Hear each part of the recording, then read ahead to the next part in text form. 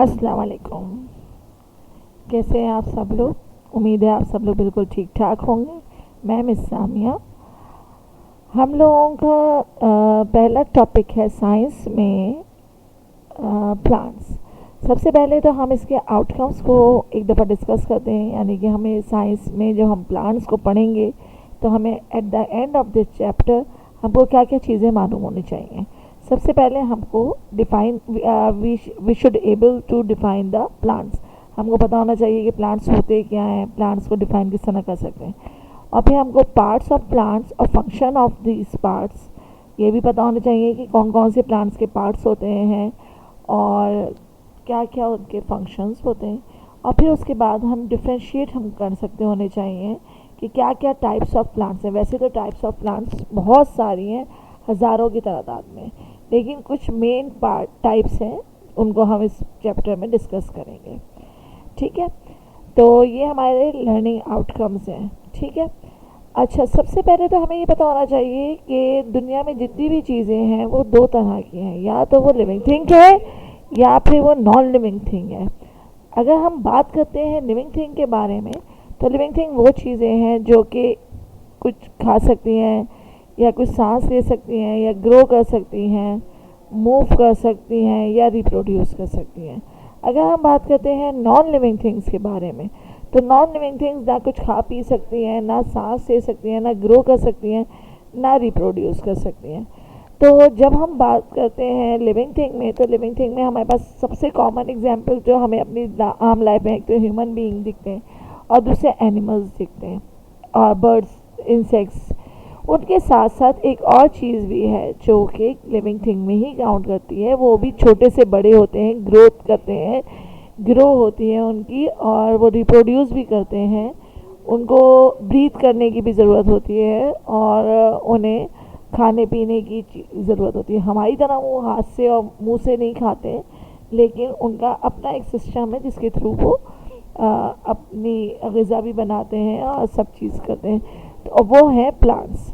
तो सबसे पहले हमें जो चीज़ पता चली वो ये है कि plants are living organism.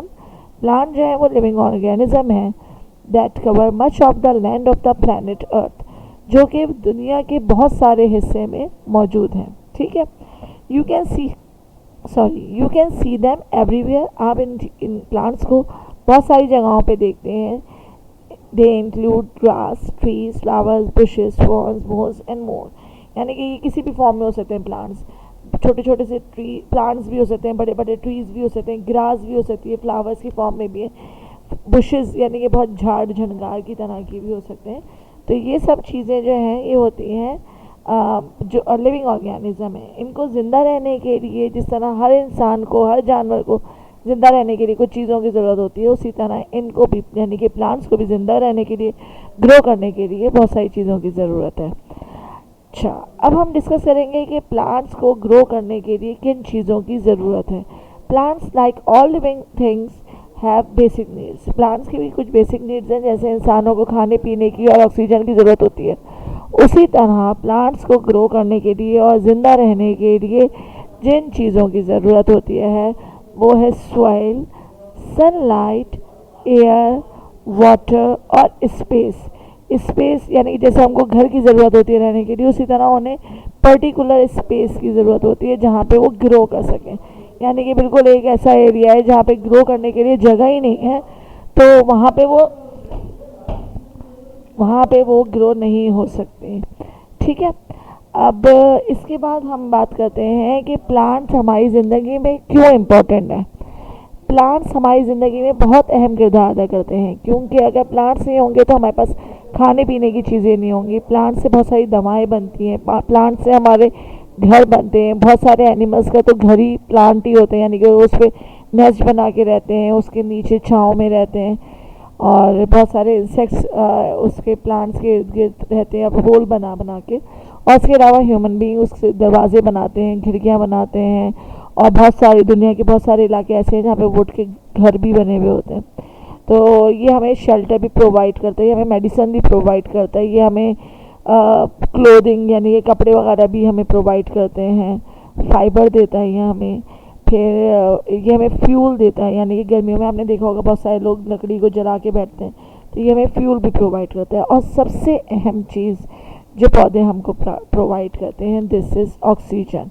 Oxygen हमें सांस लेने के लिए, ज़िंदा रहने के लिए जो सबसे ज़्यादा चीज़ की ज़रूरत होती है वो है ऑक्सीजन।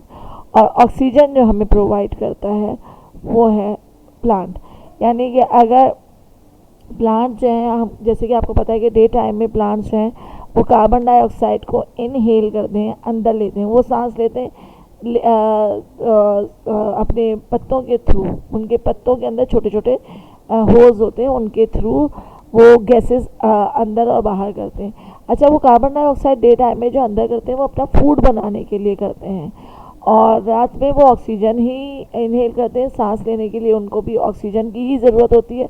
लेकिन जो डे टाइम में वो खाना बनाते हैं, फूड बनाते हैं, उसमें वो कार्बन डाइऑक्साइड को इनहेल करते हैं। उसकी वजह से फ़िज़ा में, एयर में कार्बन डाइऑक्साइड जो है वो एब्जॉर्ब हो जाती है, और वो ऑक्सीजन को जब खाना बनाते हैं, जब उनका तो ऑक्सीजन रिलीज़ होती है, उसमें एक्स्ट्रा ऑक्सीजन बनती है, वो ऑक्सीजन रिलीज़ होती है और फिर वो उनके स्टोमेटा से बाहर निकलती है। जब पौधों के पत्तों के ऊपर छोटे छोटे से होल्स होते हैं, उधर से उन स्टोमेटा से वो ऑक्सीजन बाहर निकलती है, तो वो ह्यूमन बीइंग और एनिमल्स उनको ज़िंदा रहने के लिए काम आती है। तो अभी तक हमने क्या पढ़ा? हमने पढ़ा सबसे पहले कि प्लांट्स जो हैं वो लिविंग थिंग है, और किसी भी फॉर्म में हो सकते हैं प्लांट्स।